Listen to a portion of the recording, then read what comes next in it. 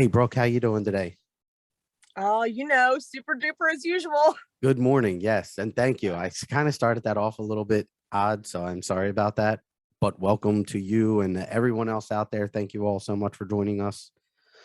Um, so interesting show that we have planned. Brooke and I were just talking and getting ready for the show. And After not really talking for like a month. right, it's been a long time, yes. But we both been getting like she comes on as always, we've been getting some similar stuff. And I think the premise of today's show is a trifecta, if you will. In one is we're going to talk about being vulnerable and the need to be vulnerable in order to heal and really letting ourselves go. Also, we're going to talk about a little bit more about fear and safety because these are two words you're hearing a lot of lately. And now, Brooke, I don't know if you want to share that story that you talked about just there, and we can Yeah. like the one that you were just saying about the who you call to pray, Yes. Yes. because I feel like that's such a it's just Yeah. listen, just But that's why I listen. say, like, It's our amazing. lives are our testimony. And that's why I always say, like, share, share, share. You know what I mean? Like when something is happening to you, I know that sometimes we look at it like, oh, the story is me, me, me. But when I tell a story, the story's never about me. The story's just one that I've been given to share the experience, with other people. So so whenever I come on, everybody's like, oh, Chris is like, hey, how's it going? I'm like, super as usual, super as I'm great. So the thing is it's true. I am always great. Does it mean everything is perfect in my life? Does it mean everything is going smooth? Does it mean I'm not having bumps? Absolutely not. But at my core, because of what I believe, I'm always solid. And so what's going on over this last week is my son has been very sick. When I say very sick, I mean like temperatures going up to 105, possibly at times it was 106 that I didn't catch it. Because the first couple of days, I didn't realize how sick he was. I was just like, oh, here's some Motrin, here's some Tylenol, if it's that high, it's going down. Okay, cool. He's eating, he's drinking. Then day 2, day 3, day 4. And I'm like, oh crap, like this is something. Well, we finally had a day where he was only at like 100. This was like day 5 or 6 and didn't even do any meds. I was just like, all right, sweet. Send him to school the next day. Perfect. Send him to school the day after that. I get a call from the nurse by 10 o'clock. He's covered in a rash. So rashes look startling, but usually it's not as bad as they look. So I start doing my investigation on what kind of rash this is. It's like, huh, this is the Lyme's disease rash. Mm. Shit. So, and like when I know some people will like research stuff looking for worst case scenarios. I look for best case scenarios. So I'm Googling, I'm like, what else does this rash go with? Nothing. It goes with Lyme disease. So of course my whole search history is, everything to do with that. And so then I'm like, okay, you know what? I want some light sent to this situation. I want some good vibes. I want some prayers. And you don't have to say who you called, just why Yeah. you're yeah. Yeah. So the funny thing is I'm very particular about who I ask to pray or send good vibes to me and my family because it is all in the energy that we send out. Yep. So my mom, for instance, or my grandmother, even though they are the first people to holler that they're going to pray for somebody, those two are the last two people that I will ask. And this is why I'm asking her to tell this story because it's so important for you guys to hear this. So, for instance, if I call my mom and I tell her this, which I'm like, how can I not tell my mom that her grandson has Lyme disease? Of course, I end up having to tell her. So, of course, it's, oh my God, I'm going to pray. I'm going to pray. And I'm like, oh God, please don't. Please don't. Because in that way, so her prayer would be, dear God, don't let him die. Don't let Yes. him die. Mm-hmm. There is such, I like to think that there's not a, very correct way to pray, the incorrect way to pray. or send good vibes, but there is. The emotion has to be attached to it. Totally. The high vibe of love and light. You can't send that fear, and you that is sending that fear out there, like you already know something bad is happening. Yep. So I do have a friend who's a Christian who, when she prays, it is like she is what I call a prayer warrior. You know, it's like no matter what she's going to God with, it is with joy, and it is with faith, and it is with, positivity and good vibes that she is sending out there, to where I hate to even tell somebody when something bad, quote unquote, bad is going on in my life, because automatically you have people going, oh, and then I feel like I was like, great, you just sent bad vibes to my family, But it's the emotion that's attached to it. So it's like if you want to think about somebody, or you want to send them up a prayer, or you want to send them love, you have got in your heart space, you have got to feel that joy, and like good things are already happening. You've got to attach that emotion to it. But it's like when that emotion is just you're thinking about me or my family with sadness or with horror or with fear, you're literally sending my child fear. Yep. Exactly. Exactly. So that's why I'm very careful. Like I know that there's some things you got to tell your family. There's some things, but it's like I don't like doing it because I'm okay. Yes, Jonah as a child, he does have, he still, has some fear base. We haven't, we work on it, but he is still evolving. He is still growing as a soul. He is where he is right now. So he does have fear attached to this.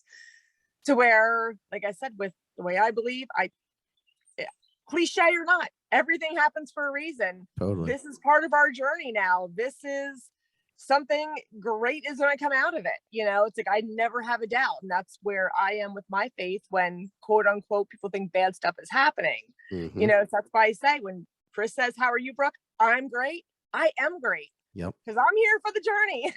Absolutely. And it's whatever's getting thrown at me. I'm like, wow, I'm ready for this kind of all right. Let's go. I love that attitude too. But that is exactly what we will lead us into what we wanted to talk about today, that fear and low vibration, actually even high vibration. It's like they each of them just poke little pinpricks at a time. It's like each one is a step in either direction, and whichever one you give too much attention to, you're going to lean more in that direction. So we have to be aware of these situations like Brooke's experiencing now. Even though they may seem overwhelming, it is all the energy that you put into it. And you hear so much of that right now. Well, always in the media, that's all they focus on is low vibration. But so often do we hear and use terms so freely like, oh, that's not safe, or I'm scared of that. I'll give you, for instance, people come to me all the time and they say, Chris, I want to open up. I want to be a medium. How do I do that? And I'll start working with them. And then all of a sudden it happens all the time. They get, oh no, that I'm scared. I'm opening something up that I shouldn't be opening up. And what I will tell you is every person that I have worked with experiences that. Every one of us, including myself. But the thing is, we can't feed that. That is the time. And I'll give you this. There's a saying that I have been using for many years, which is, when you get to the end of your rope, tie a knot and hold on. Don't let go. And it is at this point when you're first starting out, you're getting into that meditative state, and you're starting to develop this communication. So many people let that knot go. They don't tie it, they let go, and they're like, nah, I'm done. But that is just where the tide's going to turn. And that quote that I just quoted, somebody did say it, and please forgive me, I forget who. But it's important to understand that these are just little pinpricks, little steps in the process that we have to overcome. And as Brooke's story pointed out, the energy that we bring to a situation is vital to its success or to its demise. And if we give that fear the attention that it wants, then ultimately it's going to lead us down the path of not accurate or not good. And so it's something to be aware of. You always want to bring in that energy of positivity and love. And what can I learn from it? And I'll tell you this, when you're going through whatever process you're going through, and I've been going through a process now since probably October. I helped a family, and man, that was an intense to get rid of this entity that was in their home causing some serious issues. And we were able to bring the family a tremendous amount of peace. But that entity obviously then found me now, and now is trying to get was trying to get to me. Well, the what happened there was it started to pinprick me. It started to poke little holes into my quote unquote into me, trying to I'm gonna point out this flaw, and I'm going to point out this flaw, and at different times, because these things are conscious. They know what they're doing. And the reason that I'm telling you guys this is because I want you to understand that how they work, and how they work is so important. Go ahead. So energy cannot be created or destroyed. Exactly. It can only be changed. Yep. So Chris, what you've done is you were able, and it's surprising because like I told you, healers can only go so far because you give people the tools. They also have to do their part in the healing. Mm-hmm. But basically what you did and what people like us do is we say, I am here, universe, for you to use me at your will. Mm-hmm. Like I am here. So this is why the transmuting of energy for people to understand is so important. So basically what you've done is your soul agreed that like, okay, I'm going to take this energy from this family. Yeah. Now you have then taken the responsibility of you have to transmute this energy. Yep. So whether that battle is a short battle or whether it goes on for a while, and depending on how much dark energy that was, you're going to have to pick away from it a little at a time to turn that energy back into light. Exactly. And so basically, like we've always used that analogy of like looking down at like Earth and seeing like all these dark clouds, but then seeing these pricks of light coming through, these dark clouds slowly going away. This family clearly was not going to be able to get rid of this dense energy that exists on this planet, that you then took responsibility for that energy. And like I said, it doesn't happen as fast as we'd like it sometimes, but now you've taken the responsibility of transmuting that darkness into light. It's exactly right. And I will tell you that. So that's exactly right. And thank you, because you do such a good job at helping me really align my thoughts. Yeah. And that's exactly right. And this battle has been going on for quite some time now. And again, the point of which I'm trying to make is that, so what is going on is it's trying to pinprick me, and it is pinpricking me, and it's making me, or it's not making, I'm seeing different things that it's trying to do. And I'm trying to be in a state that is high vibrational. And what I will tell you is all these techniques that Brooke and I have been talking about for years now are exactly what I'm doing to try to build myself back up and try to continue to be that light. And I will tell you, obviously it's not easy, but I also don't tell you this to cause fear. It's just the opposite. I want to tell you how strong you are, how much love and light that you guys all possess. It is all that we give the attention to that is so vitally important. And when we can focus on the light and love that we are, and the process, it is a process of overcoming all of this and doing the work and being who we're meant to be. And being vulnerable is a huge, and releasing fear is a huge part of all of this. When we are trying to raise our vibration, a lot of us get into this state of, well, I can't get rid of my monkey mind. My monkey mind is running, it's racing, and I can't seem to stop it. Well, I'm But you telling you, just given attention to exactly. it. Yes. It's Now, going to be there. It's what we're going to focus on. And you know, when we talk about, see, now I'm somebody who believes that the darkness leads us to the light. I believe it's all from the light. yep, I know exactly. not, I was gonna say, I know It there's some is. things I'm gonna say that I know not everybody's on board with, and that's okay. But for me, it's all from the light. Yep. And so even when I get a density from somebody, well, that density is still gonna show me some things about myself that I need to work on. That's all it does. That it And shows you a flaw. The pinprick is a flaw within something in you, not a flaw, something in you that needs yes, to be healed. That's all it does. yes. Thank you. And, Gosh, and I'm rambling today. I'm sorry. no, that's okay. But that is why, so that's why I said the darkness leads us to the light. So that's Mm, why I have learned, I used to fight my anger. I used to fight my depression. yeah. It was like the good part of me fighting the bad part of me. Yeah. I finally had to realize that they're both parts of me.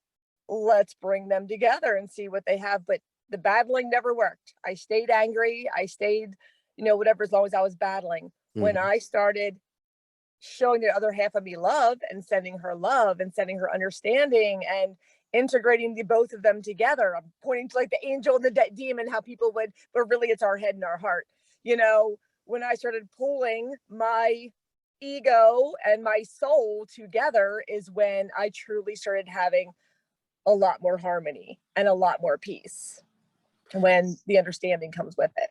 So Yeah. now when something that people would consider negative is going on, or when I am feeling what people would consider negative, because we have to label, people label things dark, light, Mhm. good, bad. Mhm. I don't. It just seems to be the way when you're explaining it, you have to say it. But now when I have a feeling come in, I'm just like, okay, what are you trying to show me? Like, what is Mhm. it I still have left to learn? What is it I still have left to work on? Because Yep. as far as I'm concerned, as long as I'm here, I'm going to be working. Mhm. It's like at no point am I going to be like floating through this level of density as a perfect being. you Exactly. know? Yes. Completely. We are all healing every day. And I apologize that I'm rambling. And thank you so much, Brooke, for bringing us back on track and keeping that ship straight today. I, Yeah, but hey, you're right. this is what we do. This is teamwork. Yeah. This is what, and this is the perfect example of why.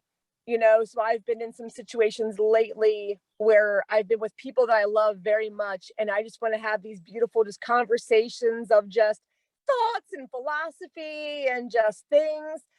But then it turns into a like my truth versus your true story. I'm like, well, this isn't fun anymore. Like I just thought we were having fun, like BSing. Um, but I had a further point with that. When I started that, I was going somewhere. I was going somewhere good with that. Mm. Oh, where was I going? Oh, okay. So like we were talking about how Chris and I are working this together. That's it. We're all puzzle pieces. We were created to be able to sit down with 10 very different individuals and all of us kind of go, because see, not one of us knows everything. And it was planned that way, it was created that way. We all hold something in us that somebody else doesn't. And so it was intended that we got together as people and we talked and we shared and we listened and we cared. But that's not what we do. We start talking to somebody and they say one thing that doesn't go along with what we believe, and we start battling. That's not how it was ever meant to be. It's made that we are all puzzle pieces. We all are supposed to be able to talk to each other and share and not hold all these attachments of different belief systems that are supposed supposed to be concrete. But Mhm. we are all puzzle pieces, and it does take all of us to work together. And Yep. sometimes it's as a two-person team, sometimes it's as an entire building, whether you're talking about a school or a hospital or anywhere. It's supposed to be that we are all these links on the chain working together, not working against each other. Yep. And you can Exactly. see that it's done a really good job of separating that from happening recently, not recently, forever. Yeah. With, you got people that believe, there's, well, if you're looking at the media, which I don't, but you can't stay away from it because it pops on somewhere. Yeah. But they're doing a great job of bringing the same exact ideas over again and again because they know it works to divide us. Yeah, exactly. And well, that's a great example in being vulnerable. Like if we're being vulnerable and we are truly allowing ourselves to heal, we are understanding that these moments of vulnerability at that moment could be like, okay, hey, you win the battle. You can have the argument. The argument is yours to be won if that's what you want, you know? Um, and vulnerability is letting go of that need or that desire to express yourself. Like you can say your truth, but then it's done. We're not looking to change each other's opinions. That is ego mind trying to do that. And the vulnerability and the true idea of healing would be to allow that conversation to end right there without the need to continue to express yourself in order to change someone's mind. And that is such a powerful moment. Also, vulnerability in not holding on to the past. There are so often do people have a traumatic event that has happened in their past and they hold on to it and they're like, okay, well, this is how I survived that. And they feel as if I continue to close up and I continue to keep this guard up, that I'm protecting myself. When in reality, you're just holding on to the trauma. You're not allowing yourself to be vulnerable enough to allow that to heal. Drop your guard. Now, obviously, that doesn't mean to be not like smart in how you go about yourself. You still don't want to put yourself in, quote unquote, dangerous situations. But what I would recommend is in order to not react in a traumatic sense or as a result of something that has happened to you already, take a step back and sit with what it is you're feeling or what do you want to do? So for instance, if I was in a past relationship and I had somebody that cheated on me, and now I'm going into all these different relationships that are a struggle because I'm not dropping my guard, like I'm constantly checking up on these people or I'm not letting them be who they are because I'm holding on so tightly to it because of my fear of that cheating would happen again.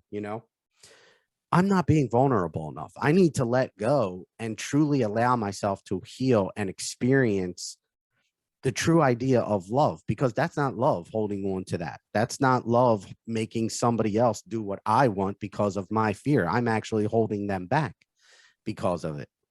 Yeah.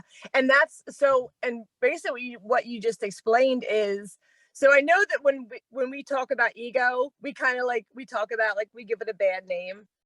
It's not a bad thing. It's something you need to send love to, because ego is actually that thing that protects us.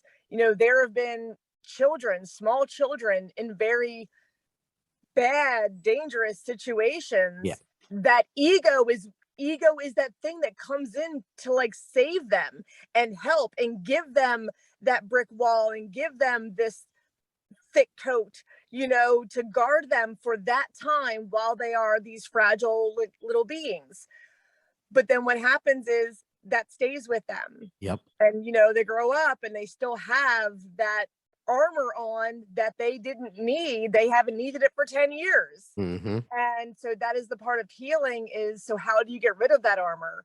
Yep. It's, you have to go back to the situation where you got that armor, because maybe you weren't ready to face it when you were 5, 6, 10. Some of us, even things weren't ready to face that happened when we were 20 or 30. Yep. Okay. So we get this armor.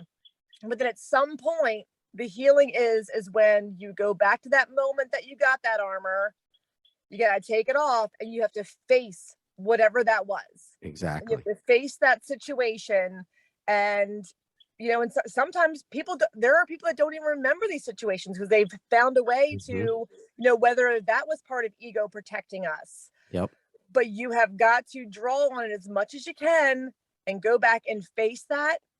And literally let it go. You Hmm. know, we have to let it go. And you know what? Some people won't accomplish that in this lifetime. It's Yep. okay. It's fine. We are all going to be fine. You Hmm. know, we are all at different phases, but it's like, if you're able to, that's the key. That's what we Yes. have to do, The you key know, it is. but that is the key to it, is going back and facing, you know, because a lot of us walk around with this like, I'm happy, I'm fine, high vibes, positive vibes only. And I do believe that there are people that is a very genuine thing, but be careful that you're not just saying and acting like that while you're actually pushing something down and still holding on to something, Exactly.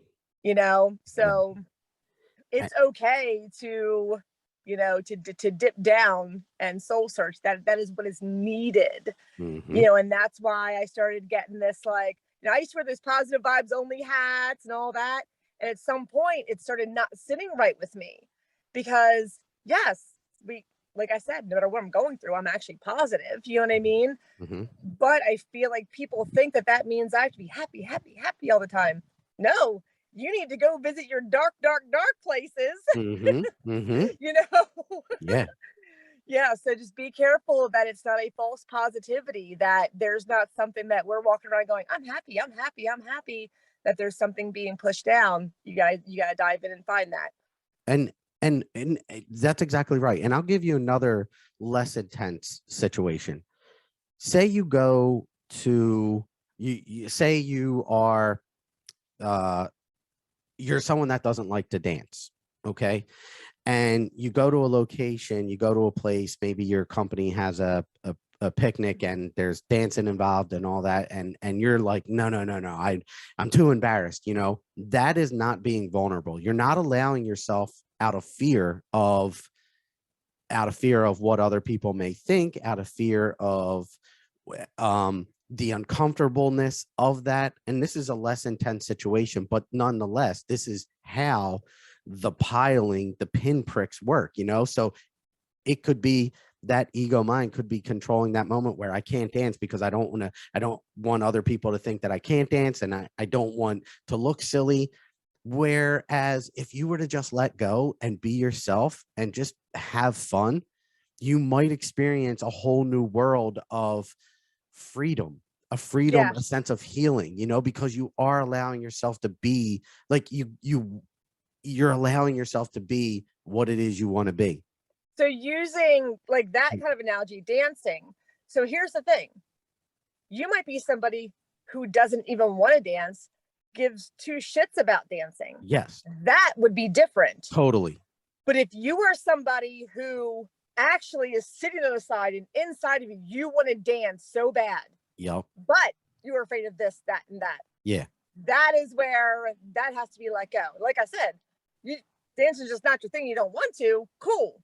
But if you actually want to and don't because of those reasons, Yep. that is where you are letting your soul down. Great point. You Exactly. know, there was I'm going to make a long story short. I was watching, it was a monk, and his story was, um, he was surrounded by people that were like, you know, kind of party people and very outgoing people that he admired because of how they connected with people, and how, you know, at parties they were like, you know, everybody was drawn to these people, and he had always admired those people.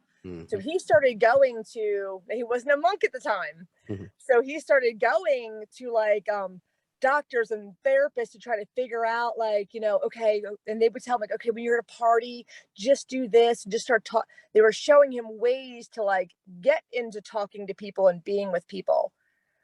But the long story short, in the very end, that was never him. It was never supposed to be him. He ended up as a monk being somebody that could sit in silence and take someone else pouring everything into him, and him being able to take on like that sorrow, and him being able to sit with people that other people wouldn't be able to sit with without becoming overcome with this. But that was like his gift. Hmm. So see, it's like when we're admiring other people for what their thing is in this life, it doesn't always mean it's what our thing is. Yeah. You know, it's like, I always wanted to be that wise, silent person that sits there and lets other people talk and gives a wise comment.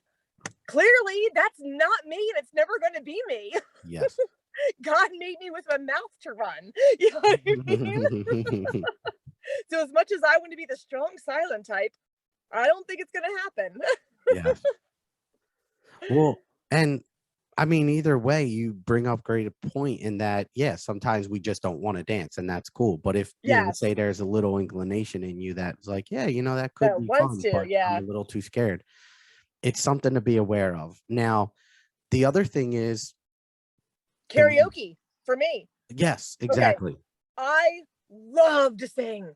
I Yes, can't sing. I cannot sing. I yes. used to pray, dear God, if only, like when I used to go to church, I'm like, if only a church let me sing. Like, Hmm. I can't sing, but I love to sing.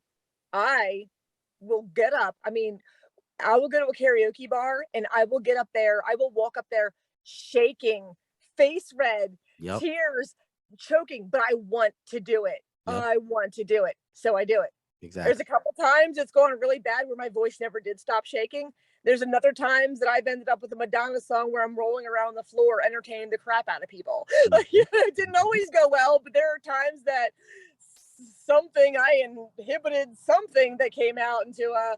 So no, I can't sing, but I can entertain. Yes. Well, yeah, that's But I exactly would right. drag myself up there because I really wanted to. Yes. And I would literally go up kicking and screaming and half crying and lumps in my throat.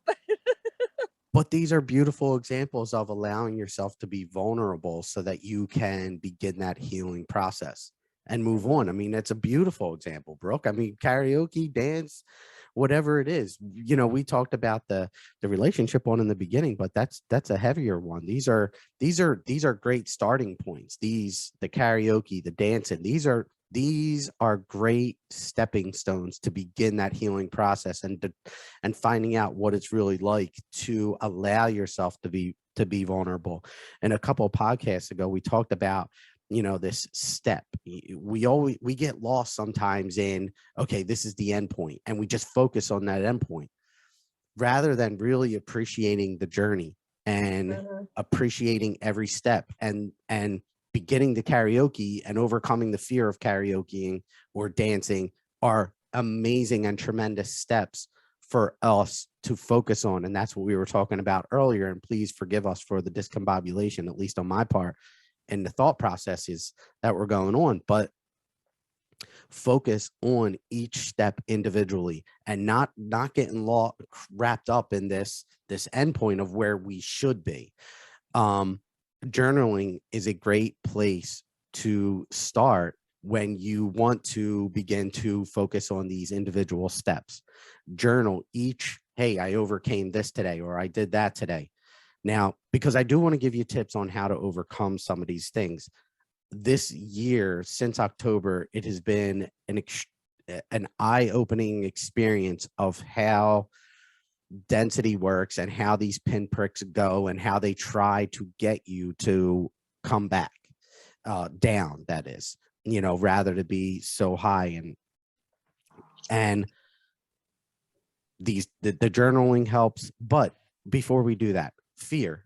Anytime you have to be aware, and anytime that you have um a sense of fear that is guiding you not to do something or to do something, you want to take a second and step back from that. If you are saying, oh, I don't want to get sick, so therefore I need to get a particular shot so that I don't get sick, but you're doing it because you fear that sickness, right then and there, okay, I need to step back. Now, what I will say is neither right way is right or wrong. Like, you get it, it's not wrong, and if you or not, it's right, and if you don't get it, it's right. There is no right or wrong here. It is Yeah. But I merely get what what you're is saying. It's guiding like you to if get you it. are living from a motivation, okay, this is what all has been coming to me lately. So let me just go ahead and break it down. Okay, I've been getting this for years, and this week more than ever, and I've never. Okay, the word sin. We know. I mean, most of us know. I mean, not everybody was raised around people of the church, religious people, but the word sin to people of most denominations that follow the Bible in the way that it's mostly taught, they believe that sin is this certain thing. They believe that sin is you know, oh, you drink, it's a sin. Oh, you cussed, that's a sin. Oh, premarital sex, that's a sin. Okay, so it's been and I grew up with some of those ideas, but God has shown me what sin is. And sin is anything that separates you from him, or we can use God, universe, source, creator. Sin is anything that keeps you more distant from the spirit that you're trying to connect from. So some of those things are fear, because if you're in fear, you're not close to your spirits. If you are worrying, you're not close to your spirits. If you have shame, if shame of something that you've done or was done to you or whatever. So to me, and what's been shown to me, that is what actual sin is. Things that make us feel so bad that it is keeping our connection from our strong source. Love it. So it is tricky because as humans, we are made to feel emotions. Mm-hmm. So we Yep. can have like a moment of fear, you know, or a moment of worry, or a moment of, and that might just, it's there to help us think about something. The difference is, are you living in fear? Are you, you know, are you, it's one thing to go, oh, I'm really worried about my 6-year-old driving out for the first time tonight. Like that is natural for a human being to get that first sense of worry. Yep. So now the difference is are you going to sit home all night just crying and upset and can't breathe and maybe spend the next days because you have a 16-year-old driver? Or are you going to, okay, I'm worried, but all right, like, light be with him.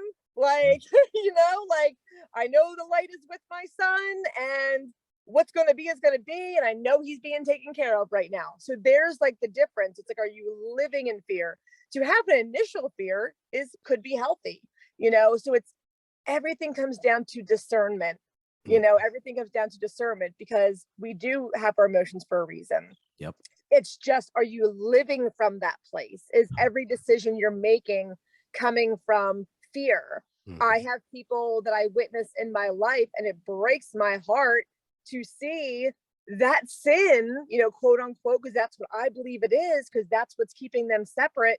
I know people who talk like they are closer to God than anyone in the world, but then I watch them live with this like worry and fear, and I'm like, no, that's keeping you, you know, like, yeah. So it's are you living from that place? Or I'm trying to think of examples. It's like but like Well, Chris used the perfect thing of, like, you know, people, well, I think like, the best part from my belief stance is people that do things of, you know, of like, say, sickness, like you're saying, get a shot because you don't want to get sick, you don't want to die. I think the greatest thing about humans is their greatest fear is death. Like, that doesn't even exist. exactly. Yeah. And so, okay, so what are the vulnerable aspects? Exactly right. So what are the vulnerable aspects? I love your driving scenario. That's an amazing one. And being vulnerable is accepting the fact that, okay, I do have a child that is driving now, and being okay, learning to sit with that energy rather than allowing it to drive you. So important.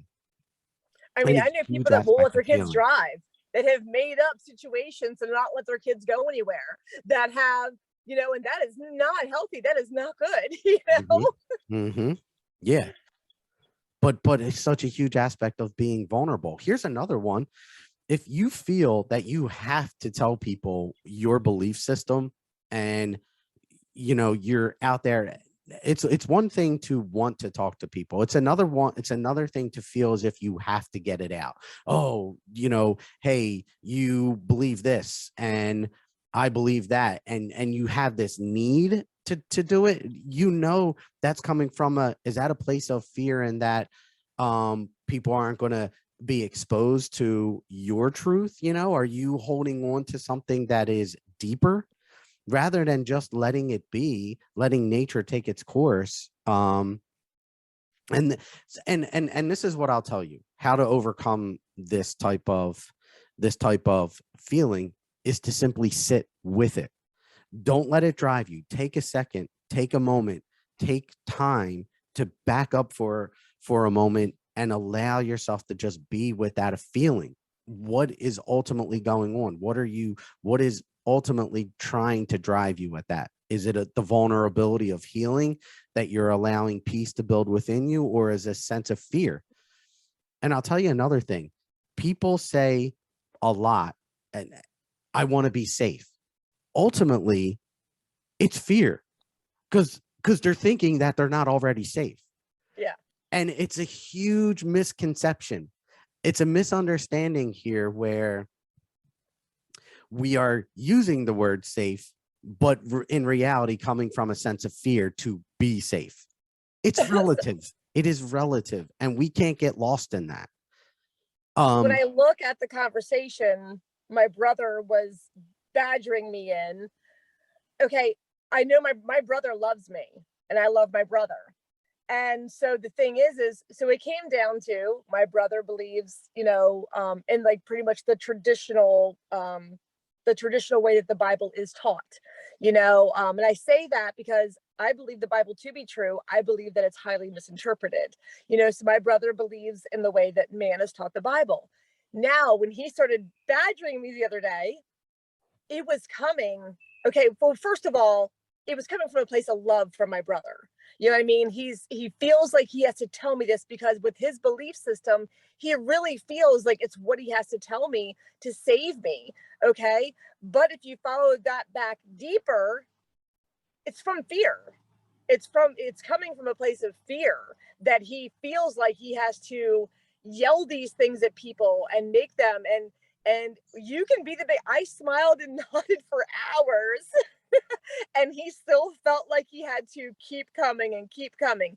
Don't get me wrong, did my ego a couple times throw some comments in there? Mhm. It did. Did it want to say a lot more than it didn't?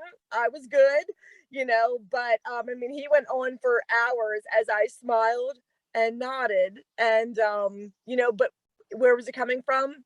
It was coming from him. It was coming from fear in him.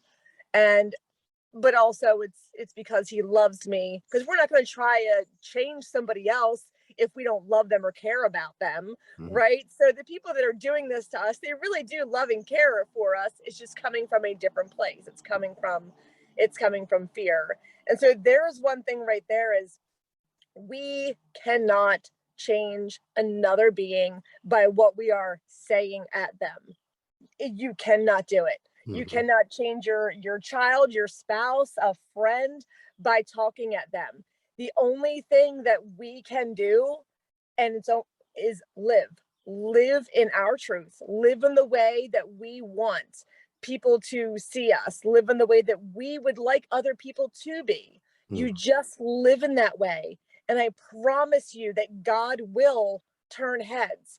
God will make people notice what that is. As soon as we take into our own hands and think we can control how people are going to act or feel, it's not going to happen. But if we just live in our peace and in our truth and our way of being with other people, God will make sure that other people are picking that up and catching it, you know?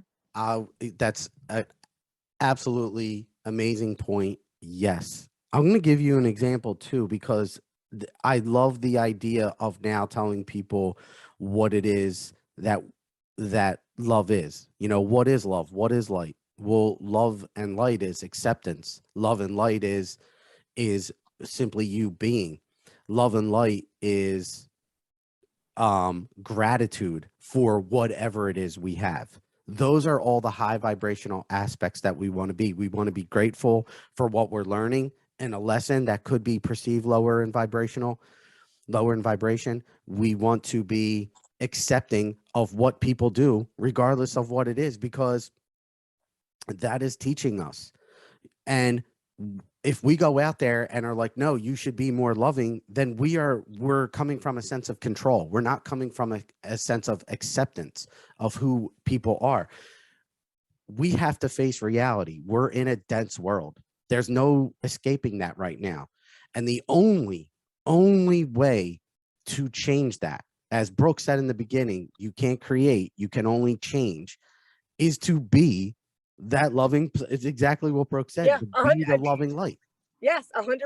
It's like, I think I've talked about this before, that so you have somebody that you wish they were at like a different, you wish they thought these other things, or wish that we cannot change any other being. Really, like, if anything, to stay in your own lane, we need to work on our own selves. Really, that's what we're here to Exactly. do. But bottom line, however, we have people in our lives, and what you do is you accept that person.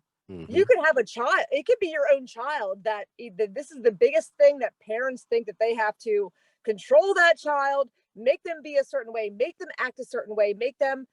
I'm a little different as a parent. I do guide my children. You know what I Hmm. mean? They come to me and they need advice. I do guide them. But how do you love somebody? To truly love somebody, you accept them exactly as they are. Hmm. Their belief system, the way they act, the way they treat other people, Hmm. you accept every part of them and you love them. That is the only way you will ever change another person, is by truly accepting them and truly loving them. And then some people, there's a lot of memes that go around. It's like, I won't lower my vibration for anybody. Well, let's think about that. What does above do for us? Oh, believe me, they got to get real low to meet us halfway. True that. Okay. And if they're going to come down here to help me and to help guide me, there should not be a human in this world that I should not accept and meet them halfway. Totally. And meet them, not even halfway, meet them down where they are, Mm. because that's what they do for us. So why should I do anything different for any human here? Bring it. So, and Bring it's it. hard, Mm. you It know, is. Yeah. it is hard with that ego. It's like, I don't care how pure and enlightened most of us think we are, that ego plays a part. It's not always a bad part. Sometimes Yep. it's there for a reason, to show us things, but it still plays a part. Yep. But if we think about what the above does for us, how far they will come down to help us, we are the ground crew. Well, We are doing what they are doing from up there for us. We are doing that here for the others, those of us that are aware that, that we want exactly. to help. Exactly. And Mhm. man, another amazing point by you. And for us to, I was going It somewhere wasn't by me. It just gets fed into me. different. Oh my gosh, I had a point there and I completely lost it. But it's a great point to meet in the middle. Oh, perspective. Everything is perspective. So Yeah. that's a great point. You're bringing up perspective right there in what they do for us and what we do for others. And for us to expect somebody or to have an expectation on something is not being loving. So we want to accept them, be loving to them, be grateful for anything that occurs, and understanding that it's all for a reason, that they're, because this realm, my friends, is the superficial realm. Yeah. This is just, it's almost like it's meaningful, yes, completely meaningful, but it's only the superficial aspect of it. There is Yeah. a much deeper sense, and that deeper sense is what we need to tie into that soul's perspective of, okay, from a soul's perspective, like somebody loses a child, and we look at how can, no, I'll give you a better, for instance. I have a friend that just lost his mom. Kid he's younger, he's like in his 20s, but he just lost his mom. And we look at it like, how can God, someone came to me and said, how can God take that mom from this kid because this kid loved his mom so much? And I'm like, but we get wrapped up in this superficial realm, when in reality, if you can look at it from a higher perspective, maybe that mom was saying, hey, this kid needs to heal this aspect, and he's not healing it with me here. So I need to separate myself and really allow that healing to transpire, really allow that vulnerability to come in, and him to experience that vulnerability, knowing that he can overcome it. Like You that. are bringing up exactly everything that I forgot that I got in the last couple of weeks. And so, same thing. I like the way you explained it better, but kind of the same thing. Like, okay, so the way we view birth here in this realm, it's like, oh my gosh, we're so excited. This new baby's coming. It's gifts, and there's this joy, and there's this, And then when people pass, people are, sad and, oh man. Okay. On the other side of the veil, it's literally the exact opposite. When they know a new soul has to come to earth, they are sending it with, like, of course, they're wrapping it with like love and light, but that is when they are sad, Mhm. is when because they know the journey this soul is going to have is not going to be easy, Yep. so that's when they are, all right, oh, may the force be with you, when they send them down. And when we return home, when we die here on earth, everybody else is sad. When we return home on the other side of the veil, that's when there's a celebration. Yep. Like, you made it. Like, you did earth. You made it. Oh my gosh, you're back. Like, let Yes. us just hug you and hold you because we know it was rough, So we literally look at things like upside down from here, Mhm. You know what? That it's a great. It's that. I'll tell you this. And maybe sometimes I shouldn't sugarcoat it as much. No, you shouldn't. Yeah, that's so true.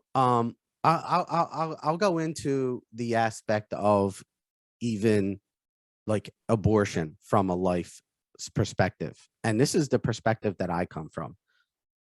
I am all of the firm belief that there is no right or wrong. Anything that Hmm. happens is for a reason. Hmm. And what I will tell you is I've worked with a number of souls that have either been aborted or have been um they might not like kind of like experienced a stillbirth, so they never really got to experience this realm, and in a complete life. But what I will tell you is those souls that experienced that, either an abortion or a stillborn, didn't make it through that 9-month period, experienced a full life. Yes. And Yeah. many podcasts ago, Brooke and I talked about the soul growth, Yes. and how it takes so many lifetimes for the soul to get through a particular period of growth. Yep. That is one of them in a soul's coming into this realm. That would have been considered a full experience. And I, no kidding, channeled for several people who have had or experienced one of those scenarios, and the children, the souls, come in always with so much gratitude and are like, thank you for allowing me to have even that little bit of time in this realm. They Hmm. are, I have never, not one time, experienced a soul that was angry at not having like more time in this. Yeah. It's just the opposite. It's always, and again, but that's love and light.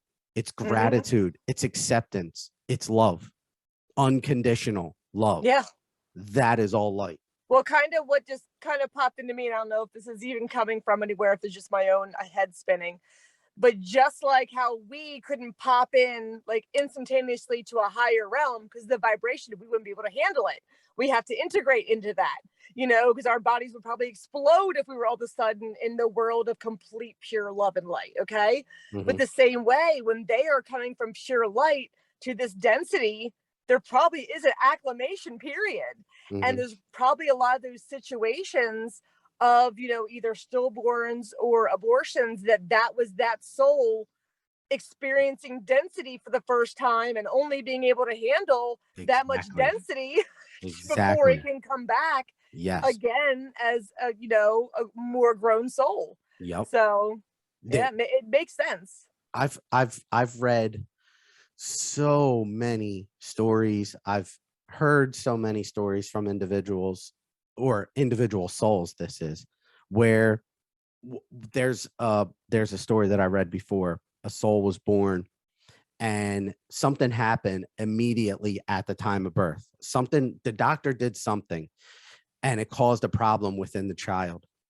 The soul went back up and into heaven. So it's in heaven and it is communicating with its guides and all the souls that it's meant to encounter in this lifetime. And it's saying, okay, this just happened. Do you want to continue this life or do you not want to continue this life? Is it something that you want to shift here? and you have the option of how you want to handle it. And the soul said, no, I want to experience it because this was my primary goal. I think I can still accomplish that goal with what just occurred. I'm coming back in. Yeah. And the soul did and lived. And now I will say that soul had a disability in the physical sense, but it still was able to, on a soul level, attempt to accomplish what it was intending to accomplish. And that's why Brooke and I are saying you don't want to get wrapped up in this superficial world.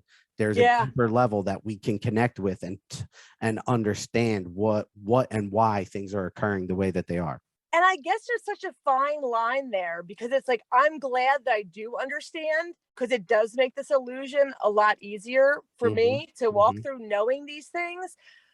But it, like, I think I'm like in a perfect world, we would all know that this is just an operation, and this is how it just works, and that people aren't really dying. They're just, but then again, would the lessons be able to happen? We have to have this illusion Exactly. for the humans for this to actually happen. So it's like, it's just so tricky. It's like, you wish everybody knew how this little soul machine worked, but it's like, at the same time, it wouldn't truly work if people didn't believe that they were going through these lessons that they're going through. Yeah. Well, exactly right. And that's why I say there's no right or wrong. That's why, I mean, because I'm not, who am I to tell you what to do, and what's right? Yep. You guys have to, that's why we say you have to step back. What's guiding these decisions on what you're looking for? Like, to go in there and possibly have an abortion. Okay, what's guiding that decision? Is it fear? Because acceptance and love would say to allow it to be born.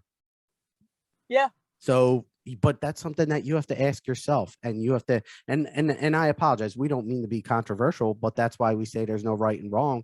You have to sit with yourself and your own feelings, but really sit with them, not allow them to drive you. Sit with them and feel what is right, what you're intended to do, and to move with that deeper aspect of who you are, not with the superficial emotion of that moment. Not to put any pressure on you, but I'm kind of excited about the channeling today. Oh, sweet. All right. Well, yeah. Do you want to get going on that? Yeah, I'm thinking, that I feel like there might be something afterwards, but I'm feeling. All right. I'm feeling we're going to get something that we give it a shot.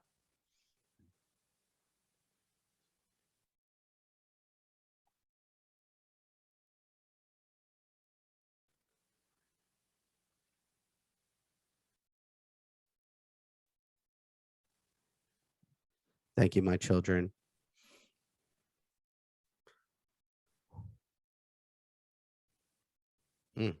There's a lot of energy right there, actually. Yeah. We are grateful for this understanding that we bring to you now. And we tell you we are apologetic for the delay in getting this podcast out. It is one that we have been attempting to issue for quite some time. It is one this realm is in desperate need of hearing. The idea and aspect of fear is just an illusion and not an aspect that is or should be guiding one's direction. We tell you again, fear is not a directional guide at which you should turn. It is one that we should cease at this very moment in allowing us to be what we are meant to be. The loving aspect of your heart and soul are what ultimately should be your directional path forward. And love is always the high vibrational aspects that have been discussed here today. Your being, however, is one of great truth, and the indications or situations that you are experiencing are very important to your soul's progress and growth in this lifetime. It is something to be very factored into all that is that you are. Your truth is your truth, and your path should be and will only be found when one can cease to be driven by the emotions of one's moment, and rather be driven more by the loving intuitive sense that we all possess. The loving intuitive sense is important and vital to how we follow our path. The path is not one that is created by your own choices. It is one that is created by your loving, intuitive sense that is guiding you to the path. The path will come to you when you find a way to release your hold on the aspects of lower vibration and begin to allow the love within you to be your true guide. We are truly grateful for these opportunities, and we tell you now, there is no death, and the experiences that a soul experiences in this realm, regardless of the term at which they are experienced, are important to that soul's growth. And there is much to be gleaned from that growth. The soul will then come into heaven and begin to learn the aspects at which it should have learned from the short period of time, regardless of how that time was spent here on this realm, to understand what it can do differently to be more of love and from love, to allow for its directional path to be truly found. And it is found only with the intuitive sense, the intuitive love. And the assistance of guides is important in that it will help a soul along its path, but not found from the ego mind's hold and lack of healing. The ego mind will make one believe that truth is found in protection. We tell you now, you are all light and always protected. It is not a matter of thought process. It is a matter of knowing, and the heart always knows. The love, the intuitive mind always knows. It is not the matter of ego that makes one think one's protected, and thus it is. It is one that is exceptionally true always. Enoch speaking, your truth moving forward should be one that is guided solely from the heart space, and allow that heart space to be your ultimate decision maker. Decision maker is ultimately coming from the soul and your guides who are assisting your soul to move in its directional way, its directional path. I keep seeing an arrow that says one way. It's been repeating now multiple times, and we tell you this is intentional. There is only one way to the light, to your ascension process, and that is to follow the intuitive sense of your heart. When we hold too much onto the aspects of fear and control, we are coming from a sense of low vibration, and thus we are not following our heart space. We are following the aspects of ego mind and the fear that is associated with it. You, the beings that are here in this realm at this very moment, listening to this recording, this podcast, are aspects of higher vibrational and awareness. The awareness is what we all need to understand that it is within the love that will guide you to a higher location path. The aspects of fear that are guiding these decisions are not ones that we should be engaging in. And it is your awareness that will allow you to know the difference between the low vibration and high vibrational aspects. Should you make a decision that is of low vibration, it is one that can be overcome in a karmic sense, but understanding that karma is a true sense of each soul. It is the imbalance of energy within the soul and the physical that will develop the karmic aspects that need to be balanced. It is only the repetitive belief system that you are one with the light that shall allow the soul to begin to balance out that energy, and then the actions that occur with it. One does not occur without the other. We cannot say we are the light or be of the light and thus continue to be lower in vibration. We must be both, be all. We must think, we must feel, and be loving in order to allow for the light to truly show us the way. Your truth moving forward, we are asking you now, is to be of the light and allow for that light to be your guide. Feel the love. And when we say feel, we are asking all of you to step back from this perspective of third dimensional realm and allow for the soul to be more guiding. It is why we have instructed Christopher to speak more of the perspective and Brooke of the higher sense of who we are, the sense of spiritual beings. It is important for you to understand that the soul is ultimately guiding you. But next, you must ask yourself how to hear or listen to the soul. And this is where the idea of silence of the mind comes into play. It will allow for your soul to be more prominently understood the more you engage with the silence, with the understanding that you are more than just the physical, and then to allow for that silence to reveal the soul aspect of who you are, so that your guides and your soul can continue its purpose process of moving the physical. It is only within these states that so much more is revealed and the mountain of ascension is climbed further. It is only from this loving intention that your heart glows even more deeply and thus illuminates for others to see. This does not occur when we stay stagnant in the fear aspect of what we once were and allowing for those ideals to continue to move us today. Yesterday's past is just that. It's a past. And today's promise is just that. It is a promise that you can develop, that you can change. This present moment and every present moment hereafter is an idea for you to be the best version of yourself, to be of light, to be love, and to allow that to be your true sense moving forward.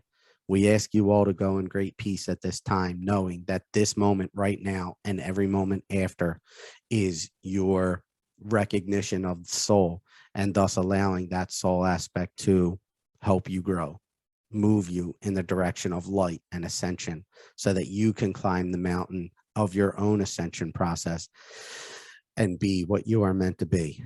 No longer is it necessary for you to hold on to the feeling of frustration or anger, but rather to the feeling of vulnerability in the loving sense, because that it is within the vulnerability aspect of who you are that one can discern truth. And we are grateful for this. Healing is an aspect of vulnerability that is needed, and one does not become healed without the idea of being vulnerable to admitting when one's at fault, vulnerable to the idea that you are of love always, vulnerable to the idea that you are no longer needed to be stronger than the next, but merely as strong as you can be right now. And it is important to understand this. We ask you all to go in great peace with these truths being revealed to you now. As you go in peace and love and acceptance, you are beginning to allow for the soul to guide you truly, because it is the soul that is this aspect of you, and the light that it holds within you. The light that it holds is also important to understand. And the more light that you hold, the deeper, the stronger, the further your soul can travel up the ascension mountain process. And we are grateful for this truth to be revealed. Thank you all so much. Enjoy your day and this very moment. Always go in peace. Thank you. Thank you. Yeah, I think they helped put all of our rambling thoughts together more clearly. Yeah. I think it was explained very, and yeah, amen, 100%.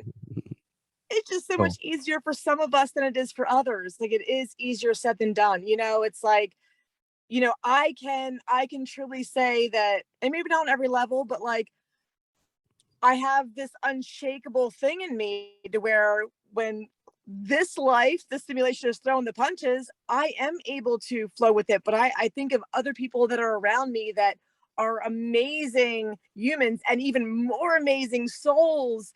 And, I watch the struggle they have with fear. And I think like something as simple as like a child being sick, I know that I have amazing people around me that have a hard time handling those things, so it is easier said than done, so it's like we all have to get there at our steps, but ultimately I feel like I am at a beautiful place to where, do I get afraid? Yeah, everyone, you know what I mean? But it guides me to I do not live in fear. I do not live with worry. I do not live with shame. I do not live with, and it is beautiful when you're able to get there. But I don't believe, some of us got a lot of stepping stones to get there.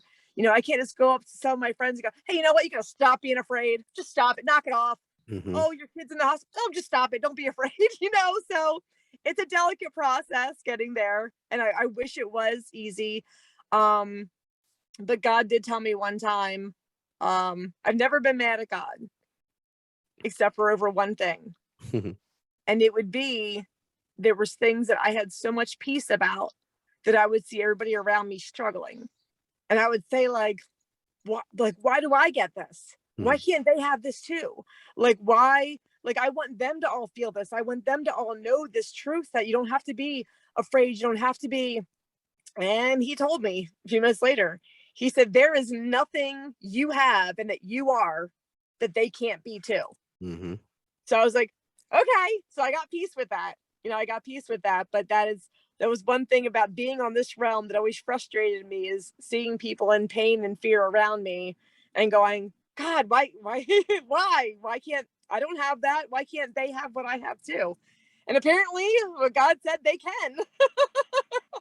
They can. So as much as I think it's hard for some of us to attain, I correct myself, and God telling me, oh no, it's absolutely possible. It is possible for everybody. Indeed. So, but thank you. You're welcome. Thank you, Brooke. And thank you guys all for hanging with us today. We started out a little slow, or discombobulated. At least I did. I'm sorry. And I apologize about that. So like that. I said, you know, we can't learn lessons without being presented many opportunities to learn the lesson. True. So this is why we talk about things going to keep getting bumpier. Mm-hmm. Well, you will have plenty of opportunities. They've been here already, and you'll have plenty more opportunities to practice not being in fear. Oh, so true. So true. So that is the name of the game in this simulation right now. Mm-hmm. Going to keep throwing fear at you, mm-hmm. so you can keep looking at it until we learn not to look at it in fear. So you will have, we can't grow without the opportunity to grow, and we will have those opportunities coming up. Yep. Amen. So, and they've already been here, you know, just more to come.